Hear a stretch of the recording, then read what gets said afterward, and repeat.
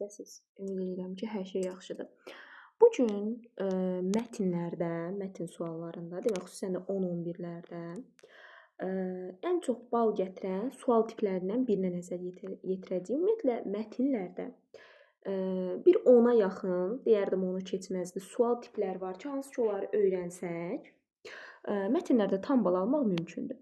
Demək, davam edirik və bu mətn tiplərindən biri də, sual tiplərindən biri də sözün funksiyası nədir sualdır. Baxın, sözün funksiyası düşür bizə sual olaraq da. Yəni məsələn mətndə fərqləndirilmiş filan sözü filan funksiyada işlədir.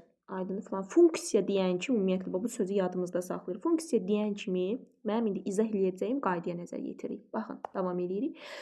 Sözün funksiyası nədir? Ümumiyyətlə funksiya sözünə nəzər yetirsən, bax açsan, funksiya nədir?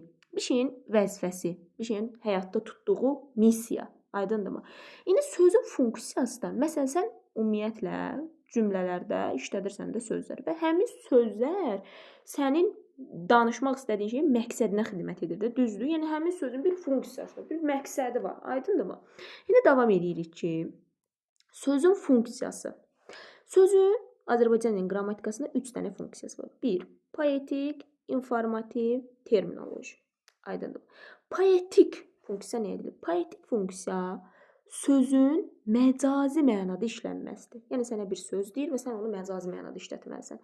İnformativ sözün həqiqi mənada işlənməsidir. Yəni informasiyanı birinə doğru çatdırmaq. Beləsinə yadınızda saxlayın. Poetik, poeziya, poetika, şeir, məcazilik buradan gəlir.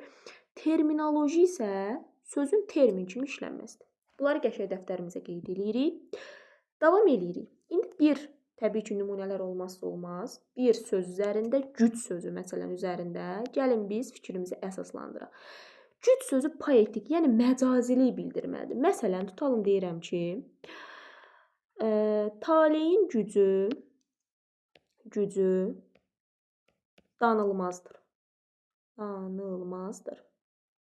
Yəni burada taleyin gücü məramında işlədəndə bu sözü, yəni güc sözün burada işləyən, bu məcazi mən, yəni taleyin gücü olmur ki, düzdürmü? Yəni o gücü biz mənəvi cəhətdən hiss edirik, düzdürmü? Həqiqətən ona toxuna bilmirik, onu həqiqətdə görə bilmirik və s. Yəni gözlə görünmür. İnformativ üslub dedikdə isə adından bayaq bəlli olduğu kimi həqiqi mənalı bir şeylər, həqiqi. Məsələn, güc sözü. Məsələn, tutalım deyirəm ki, nə deyək? Məsələn, qutulara gücüm çatmadı. Qutulara gücüm neynədir? Çatmadı. Qutulara gücüm çatmadı yazıram. Çatmadı. Aydındır.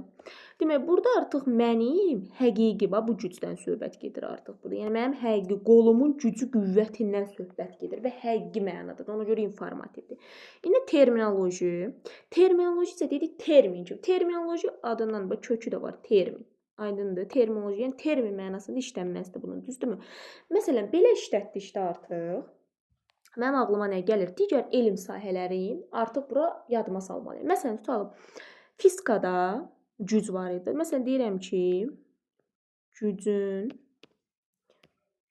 məsələn, düsturu, səhv eləmirəmsə belə idi. M bərabərdir, A bölünsün T olmalıydı deyəsən, ya T bölünsün A. Yəni budur, məsələn. Bu daha çox 1 və 4-cü qruplar daha yaxşı bilir. Məsələn, gücün düsturu budur və güc artıq o mənim fizikada öyrəndiyim güc oldu. İş bölünsün, nə bilim nə, aydındır.